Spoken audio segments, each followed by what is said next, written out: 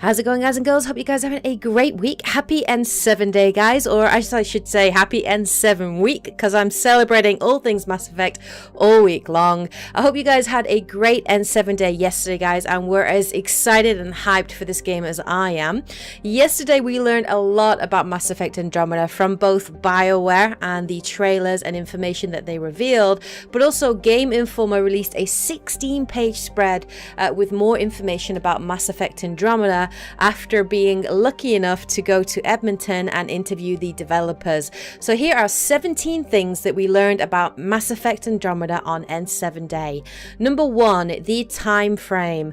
We finally learned when Mass Effect Andromeda is set, or more importantly, when it begins. Well, Mass Effect Andromeda begins in 2185.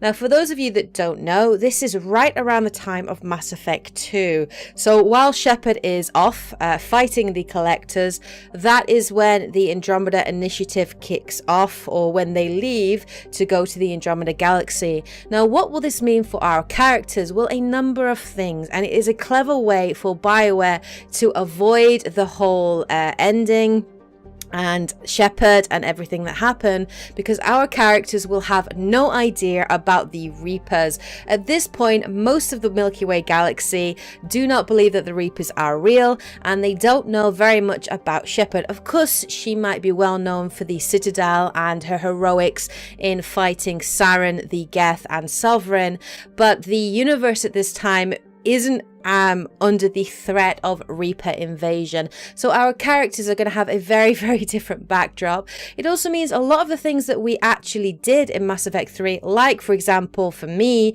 curing the genophage and stopping the war between the Geth and the Quarians, none of that will have happened in Andromeda, and none of our characters will be aware of these events. Number 2, the Andromeda Initiative. Well, we found out a lot more about this. Now, the Andromeda Initiative was founded in 2176, and it is a civilian and multi-species project that is funded by powerful benefactors. So it is a privately funded objective. It's not supported by the Council nor by the Alliance, so there are no military ties, and the basic goal is to go to Andromeda and to discover new worlds to colonize. Now, the Andromeda Initiative is made up of 4 arcs, each of which is meant to support thousands of lives. Now, these 4 arcs will cover the Council races. So the human arc, which is called Hyperion, will be the human vessel. There is also one for Taurians, Solarians, and the Asari. Now, that is also interesting because there is no mention that there is going to be a Krogan arc, nor a Quarian arc. Now, what are the reasons for that? One reason might be simply because the Krogan at this time will still suffer from the genophage. Those Krogan that set off in 2185 will still be under the curse of the genophage, and therefore will not be able to procreate. Quarians as well, in terms of their suits, might have problems in terms of surviving in the Mass Effect Andromeda, but we have seen Krogan in the trailers, so we do know there are Krogan around, and I think these Krogan have been hired as mercenaries, as the bodyguards, basically the hired help. There is going to be a massive mothership, which is a forward command ship, which is absolutely huge in comparison to the arcs, and this is going to be a mixed species crew. Number 3, the Pathfinders. There are 4 Pathfinders in total, 1 for each arc, and they will be exemplars of each species with unique abilities, both in terms of combat, biotics, being a scientist, and also a diplomat. Number 4, the names of the Ryder family. Well, Daddy Ryder, as I like to refer to him, his name is actually Alec Ryder, and he is very, very famous and renowned. He is an N7 graduate, like Shepard, but he is older than Shepard, and he is actually part of John Grisham's first team that went through the Sharon Relay and actually fought in the First Contact War between the humans and the Taurians. So I hope we get to speak to him, because he has a really, really interesting background, and I hope we get to see a lot more of him.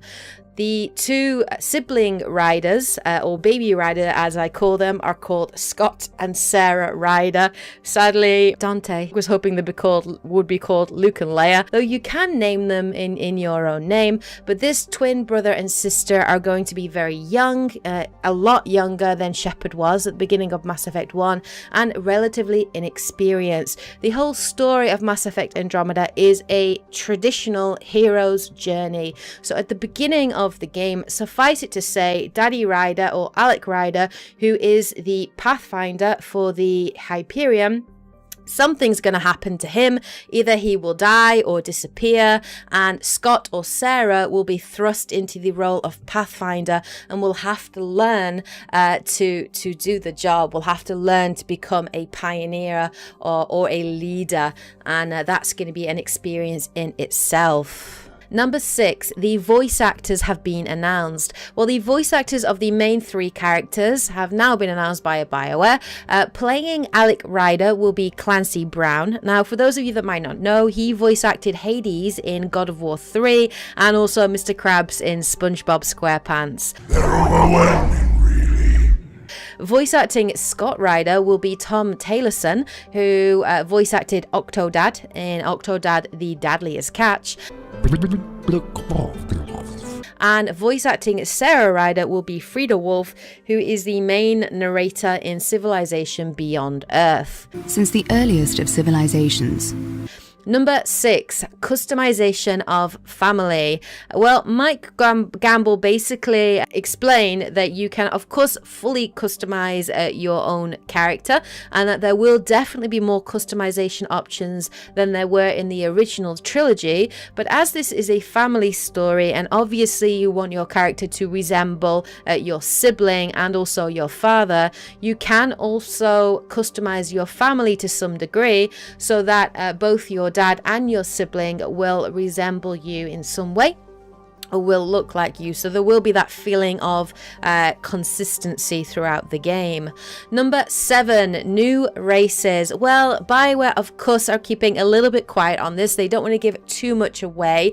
We did hear a sinister voice which was insinuating the enemy that we might be fighting, but they have revealed a new race to Game Informer, and that race is called the Ket. Now, all we have is an image of them, and they look pretty sweet. But we know very little about them, except perhaps at some point in the game we might be fighting them, and they could potentially be an antagonistic race, though we sure as hell know that Shepard pretty much fought all of the different species throughout the game. So whether or not that's as a species they're fighting you, or if it's just individual characters, individual aliens, I guess that remains to be seen. The really exciting thing for Andromeda, though, is it very much is like Mass Effect 1, where we are discovering these races for the first time. The only difference with Mass Effect 1 is a lot of these first contacts had already happened, so we were sort of finding out about these races, but they'd already sort of interacted together and had already set clear hierarchies and ways of behaving and treating each other. So for the very first time, we're actually going to come across species that we have never seen before, and it's going to be really interesting to decide whether we want to choose a diplomatic route or a more aggressive route, depending on the aliens that we face. It's very, very, very exciting, and I am very excited to see these new aliens. Number 8, that Asari. Well, finally, guys, we've heard a little bit more about who this Asari is. I am so hyped to see her character and find out more about her, but we do know her name. Her name is PB or Phoebe. I don't know how you pronounce it. I'm not overly keen on the name, to be honest. I don't like it really, but we do know something about her. She pretty much came to Andromeda on the Nexus, so she's not part of the Asari arc, and she from the get-go went off adventuring on her own. She's a bit of a lone wolf, and she's not really interested in teamwork so much as what Ryder can do for her, what he can lead her to. She looks quite young, so I'd say she is probably a maiden, and of course maidens don't really like to be tied down. Liara was a bit unusual for that in Mass Effect 1, 2 and 3, but from her personality we know that she is very, very bubbly, very smart, and is not concerned with social niceties at all. So her character should be quite amusing and quite interesting to interact with. Number 9, loyalty missions are back. I'm so happy to see that loyalty missions are going to be back in Mass Effect Andromeda. I was hoping that these would exist in Mass Effect 3, but I kind of understand why they didn't, because of course your squad mates already knew you, were already loyal to you, and you already at that time had a certain degree of respect that people were just going to follow you into battle. It makes perfect sense to have loyalty missions in Mass Effect Andromeda, especially because Scott and Sarah are very new in their role as Pathfinder, and of course they're having to bond with their squad so that they are loyal to you and trust you. So loyalty missions will be back. Now they're going to be side missions, they're not going to be tied into the main story, and they're going to be completely optional extras, so you don't have to do them. And also, if you choose not to play the loyalty missions, then that will have no negative impact on the ending of the game. So it is not like Mass Effect 2's suicide mission, wherein if you didn't do the loyalty missions, certain members of your team might potentially die. So that is not going to happen. But obviously, if you want more of an experience, if you want to learn more about these squad mates and have a broader understanding of your team and more, perhaps a more in-depth experience, then definitely you might want to do these loyalty missions, and I for one will absolutely be doing every single one.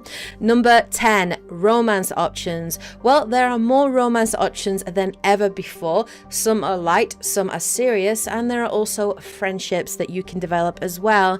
And Mac Walters has said that there will be moments similar to those in Mass Effect 3. For example, Garrus's bottle challenge moment with Shepard was an incredibly popular and touching scene, and there are going to be very similar scenes like this in Mass Effect Andromeda. Now, in terms of the romance as well, it's not going to be a case of talking to your character and hitting certain dialogue options before a certain point in the game to lock in that romance. Mark Walters has actually said, and this is a direct quote here, there should be some people who just want to hop in the sack immediately. There should be people who are interested in long-term relationships, and there are people who aren't interested in romance at all. So your experience is going to be a lot more fluid in Mass Effect Andromeda compared to other Mass Effect games. I think it's going to be very similar to Dragon Age Inquisition, because though romances in that were like that, there were some that wanted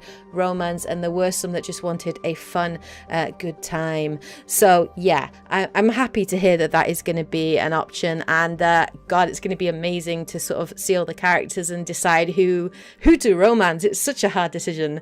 Number 11, the Tempest. Well, we've learned a little bit more about the Tempest. Now, it's a smaller, faster and fleeter ship. It's actually a scout ship. It's actually smaller than the Normandy, and that means that you will be able to walk throughout the ship from level to level, and there will be no more loading screens. The most interesting thing that we learned, though, was about the galaxy map, which will be very, very different to the Mass Effect trilogy. In the Mass Effect trilogy, when you went into the galaxy map, you saw a little icon of your ship, and you could fly around and travel from sort of system to system using the mass relays, and then you had a loading screen which showed you traveling, or the screen might go to black and show a loading screen before you end up on the planet. Well, that is not happening. The developers have said they want a more fluid experience, and they want people to feel like they're really traveling to those locations. So what will basically happen is, if you're on a planet and you go onto the galaxy map and you decide you want to go into orbit, on the actual monitor it will show the ship travel into orbit, and then you will be able to see an image of the planet in front of you. If you then click into your galaxy map and choose a different system or a different planet, it will actually show the ship traveling through space, and obviously it will show that planet as well. From the galaxy map, you can scan the planet, send out probes to look for points of interest, and if you want to go onto the planet as well, you simply go down into the garage where the Nomad is stored, get into the Nomad, and then order it to be sort of sent down to the planet's surface, and then you can drive off of your ship, and apparently you can also walk off of your ship as well. So The whole idea is not to have loading time so these don't pull you out of the game. And I love the sound of this. It sounds absolutely amazing. I cannot wait to see it in action. Number 12, combat changes. There are a number of changes to Mass Effect Andromeda. The first is to do with power cooldowns. Now, power cooldowns will not be global, but they will be individual timers for different abilities. And all major powers are now going to be hotkeyed for quick use to certain buttons and prompts. The whole idea is to move away from this ability to pause the game, to bring up the weapon wheel and select powers. They want the gameplay and the combat to feel a lot more fluid, a lot quicker and more exciting. You do have the ability to pause the game for those of you that are worried about that, but they're wanting to try to encourage that not to happen as much as it used to. The most interesting thing though is the cover system. The cover system is no longer attached to a button. In fact, it is a non-stick cover system. So you simply go up to a cover and your character will automatically get into that cover. You pull back on the thumbstick to get out of the cover, and it's supposed to be quite smooth and quite easy to use. The biggest addition, of course, is the jetpack, and this is going to replace the combat roll, and instead you'll be able to use the jetpack to dash faster from left to right, I assume, and forward and backward. You can also use it to get over obstacles or to get to higher ground, and there is also a hover function as part of that jetpack, which allows you to perform certain aerial attacks and to push enemies out of cover if they're hunkering behind cover. It also means that the combat will be a lot more sort of vertical in its design, and a lot of the levels have been developed with a lot of verticality, and Game Informer did say that they were able to play some of the game and some of the multiplayer, and they were quite impressed with the level design and the verticality in levels. For the first time as well, we will also have melee weapons, although it's not really the first time in multiplayer, because we did have melee weapons. We had the ability to use the swords in Mass Effect 3's multiplayer, but these will actually now come to the single player campaign, which is quite exciting. So we'll have the ability to use swords and hammers as well, so that should be quite interesting to see it.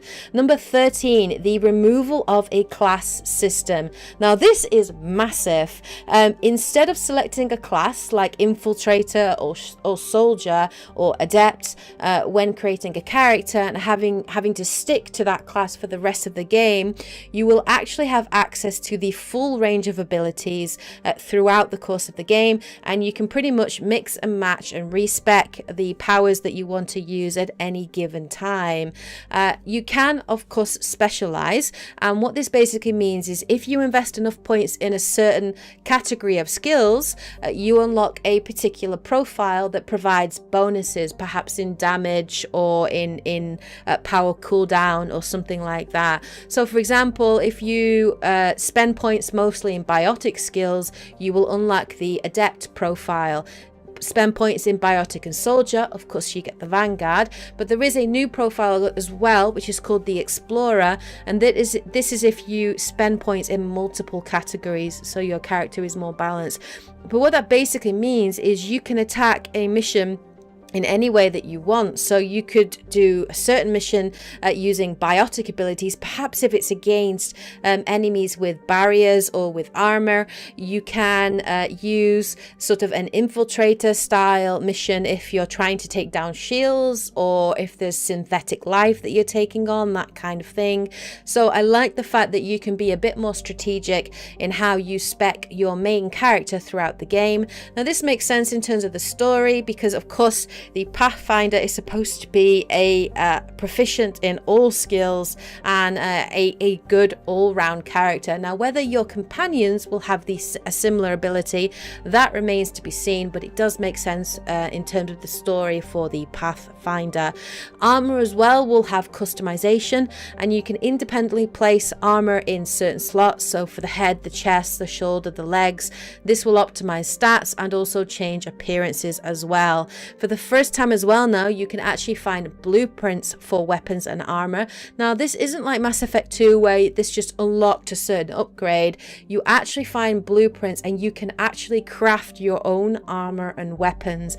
And that for me is extremely exciting, especially because it's one of the features that I love the most in Dragon Age Inquisition. So to be able to do this in Mass Effect Andromeda sounds amazing, and I'm very much looking forward to it. There will be familiar weapons and armor present as well.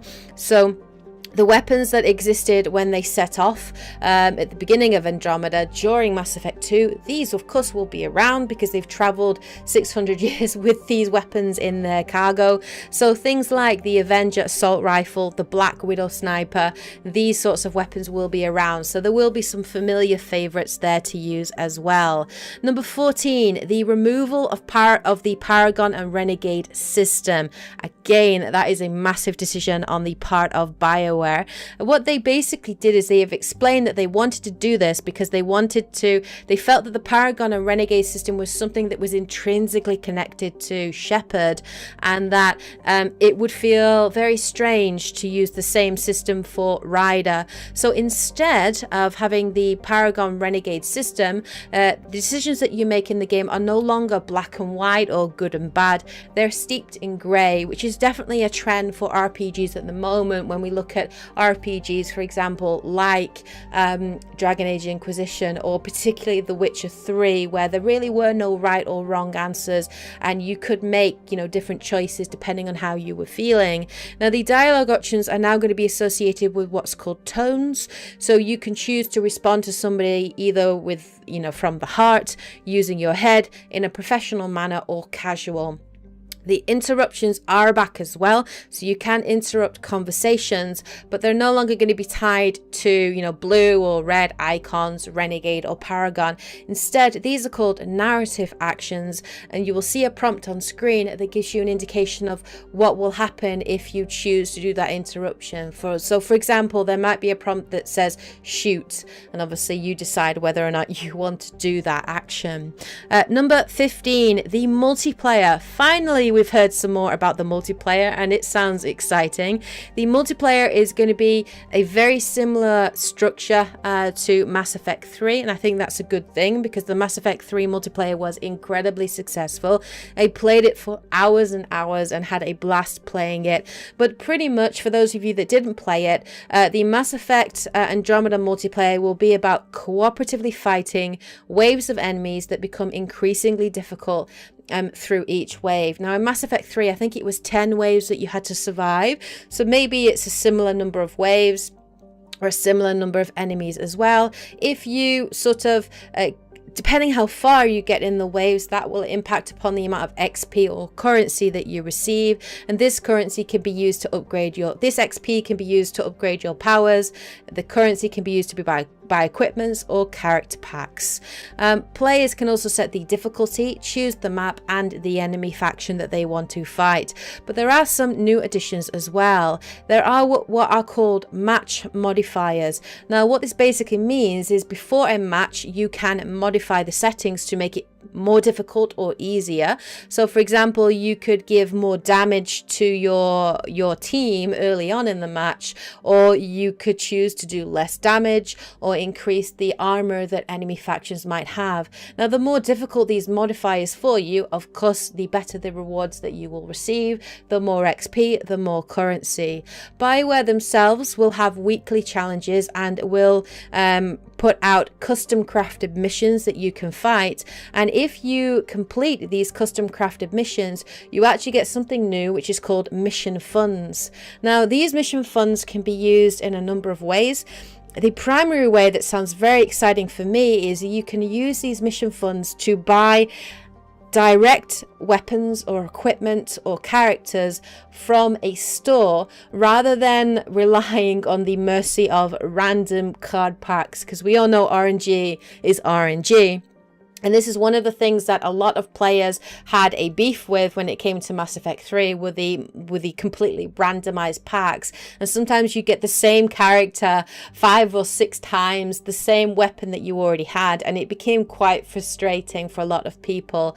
Now, these stores will have rotating stocks, and I kind of liken this to what Destiny has done with special coins and Xur being around every week to sell exotic weapons, that kind of thing. So I think it's going to be very similar to that, is that you will collect these mission funds over time, and then every week you can have a look at what's in store, and if it's something that you want, you can go ahead and spend those mission funds and purchase them. Bioware have alluded that these mission funds as well might have some impact on the single player as well, or might be usable in the single player campaign, so that is also exciting. Number 16, Mass Effect Andromeda will not be a trilogy. Now, I don't know how I feel about this. To a degree, I'm a little disappointed because I did love the fact that Mass Effect 1 to 3 was a trilogy, that it followed Shepard's story and experience throughout the games, and I feel like it made for a better story. In many ways, I feel that Mass Effect 3 is superior to Dragon Age, simply because you do have that trilogy, that sense of a trilogy. You do have that connection to the characters throughout 1 to 3 that you don't have as much in Dragon Age. Now, of course you do with certain characters like Varric or Cassandra, of course you do, but I feel that Mass Effect is much more is much better in terms of that. Now, they have said that they are hoping to make more games in the Andromeda Galaxy, and they are definitely aiming to make more games, but Mark Walters was quoted as saying, and this is a direct quote from him, "At the end of this, we want it to feel like a story has completed. Yes, for the universe, there's much more you could explore, and we want to tease that, but it feels like it's its own story. It's like, great, I had my Ryder sibling becoming a hero story. What's next? Is it going to be Ryder? Is it going to be something else? Who knows?" So what we can read from that is he's not said that it's not a trilogy, that we won't continue to see characters like, Sarah or Scott Ryder in the universe. But they are aiming for this story to be a completely self-contained story about Ryder and his or her hero's journey. Maybe perhaps in the following games we might get to see some of the other Paragons, and that might be the first time when they will let us play as an Asari or a Turian or a Solarian, and I think that would be really awesome. That would be a good way to go forward with the franchise. But either way, this is the first game, and they are hoping to make more. It just depends obviously on how successful Andromeda is going to be, but I can imagine this being incredibly successful. Number 17, the cover art, pre-orders, and the collector's edition. Now, we haven't received any more information on the release date, which I'm a bit disappointed in. As far as we know, it's going to be released in spring 2017. When that's going to be, we don't know yet, but we have seen some images of the cover art, particularly for the deluxe edition, and I quite like the design of the deluxe edition art, which is really, really cool. But we have seen more information on the different versions that you can pre-order. So you have the Mass Effect Andromeda Deluxe Edition. Now, these are selling on the Bioware store at the moment. This is the American prices, and at the moment you can pre-order them in America. There's no signs about any of these in Europe. I'm hoping they will become available in Europe soon. But if you get the deluxe edition in America, that will cost you $70. And as part of that, of course, you get the base game. But on top of that as well, you also get the Pathfinder casual outfit, scavenger armor, Pathfinder elite weapon set. I think it's a set of 4 weapons possibly, so probably a shotgun, sniper rifle, pistol, and assault rifle. A pet Pyjack, that's the most exciting part for me. The digital soundtrack, which sounds amazing because I love the music in Mass Effect, so I would absolutely want to buy the soundtrack. And a multiplayer deluxe launch pack, which is worth about $5. So that is what you get in the deluxe edition. Now that, for me, that sounds like good value for money. If the base game is going to cost you $60, then only for an extra $10 you're getting all that content, which sounds fantastic. The collector's editions, there are a number of collector's editions, some coming with the game and without the game, and that's around and the Nomad ND1 model that you can get, which is basically the Mako for Mass Effect Andromeda. Now you can get the die-cast version, which is just comes with the Nomad. That is all it comes with, and it is $100 to get that sort of collectible figurine. If you want to get it with the game, it will cost you $160, and then you have the $200 collector's edition, which comes with a remote controlled version of the Nomad. And if you want to get it with the deluxe edition or with the game, it's $260. Now the Nomad with the game, I would hope it would come with all of the deluxe digital versions, and looking at the website, it does look like it does. It looks like it comes with all the benefits of the digital edition, plus of course the remote controlled Nomad, which you can use your mobile phone through an app to control. Now I don't know how I feel about the collector's edition. Yeah, I would love to get it, I really would, but I can't afford it, especially with me buying a house and money is very, very tight at the moment. And I know that Dante wants to get himself a Nintendo Switch, so between the two of us, we're kind of saving for that, because he wants to get that with Zelda, and I don't know if I can justify spending $260. I'd love to have it, I think it would be amazing, but I don't know how much I would use it. I really don't. Either way, of course I'll be buying Mass Effect Andromeda, but those are all the different versions that you can pre-order so far. So that is everything that we know about Mass Effect Andromeda so far. There are 17 new things there that we learned on N7 Day yesterday. That is a lot of information that we have learned about Mass Effect Andromeda. Some of those things sound amazing, and I'm really excited to play this game, to check them out.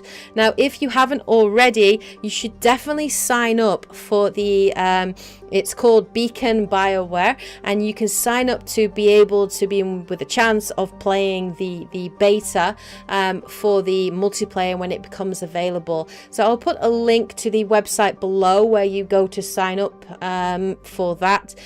Go ahead and sign up for it, guys, and it just looks incredible. But yeah, that is everything that we know about Mass Effect Andromeda so far. I am so hyped for this game. The more I hear about it, the more amazing it sounds. Let me know what you guys think about all this information in the comment section below. If you discovered something new, let me know. Put a link to the source as well below. I definitely will be checking those out. But anyway, I hope you guys found this video useful, informative, and interesting. Let me know if you did. If you did enjoy it, of course, hit the like button as always to show your support. Take care, guys and girls, and as always, happy gaming. I should go. Yeah.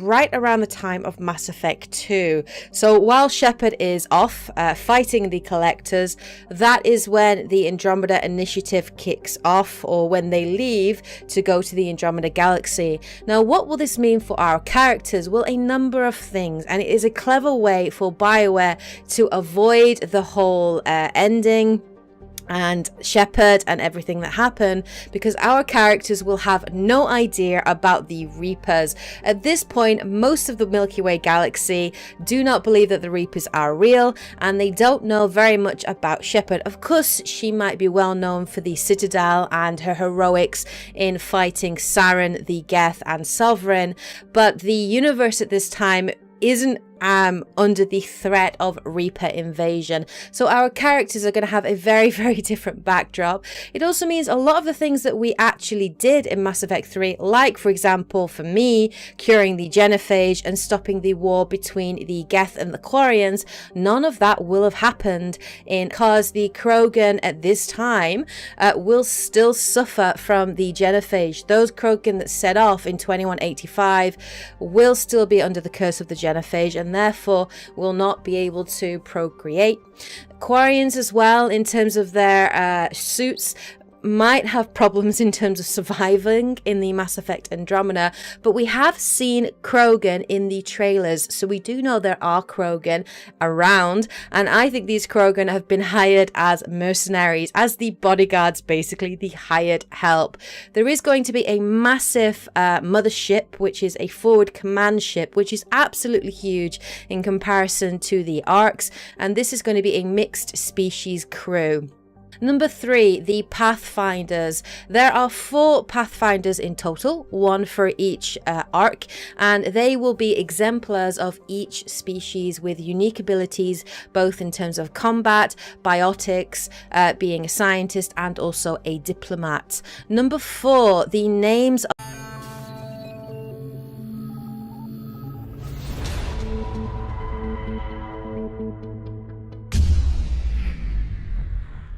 How's it going, guys and girls? Hope you guys are having a great week. Happy N7 day, guys, or I should say happy N7 week, because I'm celebrating all things Mass Effect all week long. I hope you guys had a great N7 day yesterday, guys, and were as excited and hyped for this game as I am. Yesterday, we learned a lot about Mass Effect Andromeda from both Bioware and the trailers and information that they revealed, but also Game Informer released a 16-page spread with more information about Mass Effect Andromeda after being lucky enough to go to Edmonton and interview the developers. So here are 17 things that we learned about Mass Effect Andromeda on N7 Day. Number 1, the time frame. We finally learned when Mass Effect Andromeda is set, or more importantly, when it begins. Well, Mass Effect Andromeda begins in 2185. Now, for those of you that don't know, this is Andromeda, and none of our characters will be aware of these events. Number 2, the Andromeda Initiative. Well, we found out a lot more about this. Now, the Andromeda Initiative was founded in 2176, and it is a civilian and multi-species project that is funded by powerful benefactors. So it is a privately funded objective. It's not supported by the Council nor by the Alliance, so there are no military ties, and the basic goal is to go to Andromeda and to discover new worlds to colonize. Now, the Andromeda Initiative is made up of 4 arcs, each of which is meant to support thousands of lives. Now, these 4 arcs will cover the Council races.